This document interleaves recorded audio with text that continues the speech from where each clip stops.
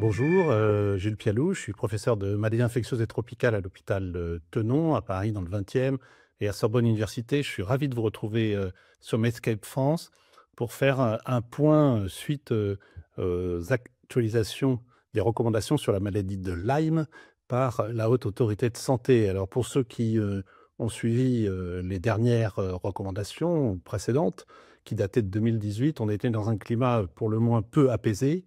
On se souvient des JNI, des Journées nationales d'infectiologie à Nantes, avec des manifestations associatives, des insultes aussi, et la dérive de certains d'entre nous dans un débat qui était passablement compliqué autour notamment de ce qu'on appelait à l'époque le Lyme long ou le post-Lyme.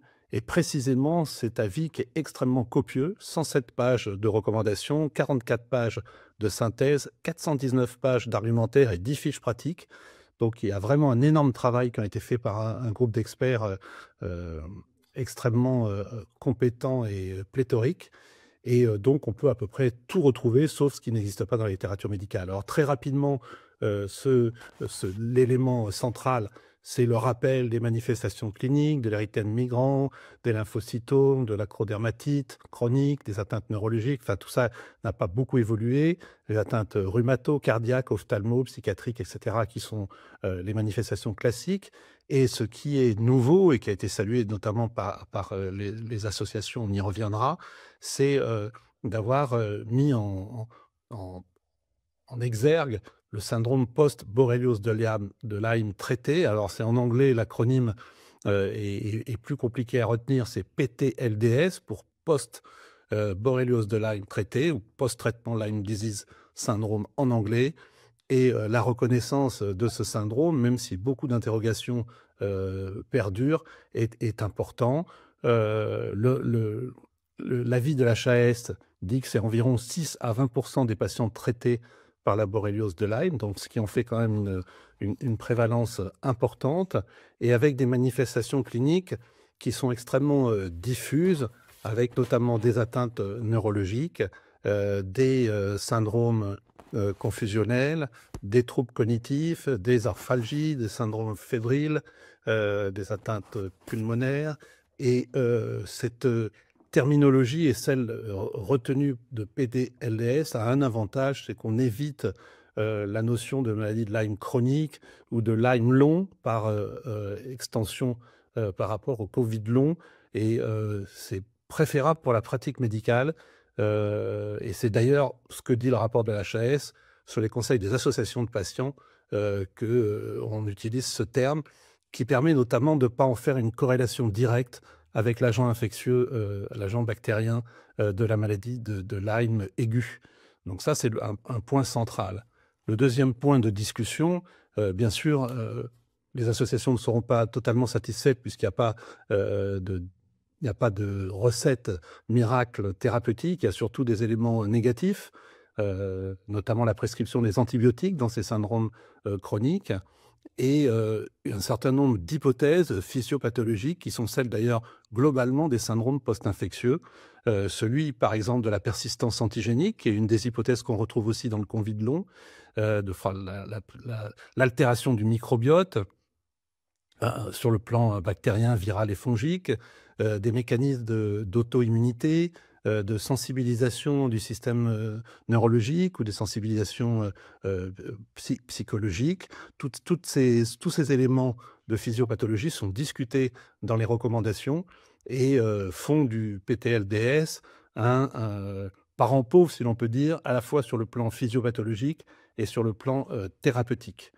Donc, on suivra ces recommandations, notamment sur les déterminants qui sont associés à ce PTLDS, le fait d'avoir des formes disséminées tardives, le retard diagnostique et l'errance. Et justement, cette recommandation actualisée de la HAS vise à diminuer le retard diagnostique et surtout diminuer l'errance diagnostique, à défaut d'errance thérapeutique. La multiplicité des symptômes initiaux, qui est un facteur de risque, les antécédents d'événements traumatiques, les antécédents de syndrome dépressif caractérisé, le fait de ne pas avoir récupéré la Lyme aiguë à 4 mois post-traitement, et c'est très important cette notion de post-traitement, et effectivement la présence de comorbidité. Alors ça sera, évidemment discuté par les associations. France Lyme, qui est la plus grosse association, de patients, a déjà, salué, le fait que ce syndrome était enfin reconnu. Pour eux, ils évaluent à 10 000, l'association Lyme France évalue à 10 000 nouveaux cas de Lyme long. Eux utilisent ce terme-là, bon, qui est pas tout à fait approprié, chaque année, et à près de 150 000 patients concernés en France, ce qui en fait effectivement une pathologie, conséquente. Et Lyme France en appelle au gouvernement pour qu'il y ait un réel plan Lyme. Alors sur le plan de l'infectiologie, il faut quand même rappeler, et ça avait été fait à des récentes JNI en 2023 à Grenoble par François Loringer, qui est un médecin de Nancy, qui s'occupe précisément du groupe Coreb et du groupe SPILF Émergence, et avait rappelé combien les syndromes post-infectieux n'ont pas attendu ni le Covid ni le Lyme. Alors il fait remonter son historique à la grippe espagnole et à la grippe russe, qui est encore plus antérieure, mais on a des syndromes post-poliomyélite qui ont été décrits très précocement. On a aussi, bien sûr, plus récemment, les syndromes post-maladie de Lyme, avec l'épidémie de 2005-2006, qui a montré très clairement, dans des études contrôlées, qu'il y avait un odd ratio de syndrome de fatigue chronique, de polyarthropathie chronique ou de douleurs musculaires, avec des odd ratios entre 3,2 et 4,5 dans un papier qui est référencé dans l'épidémiologie infectieuse.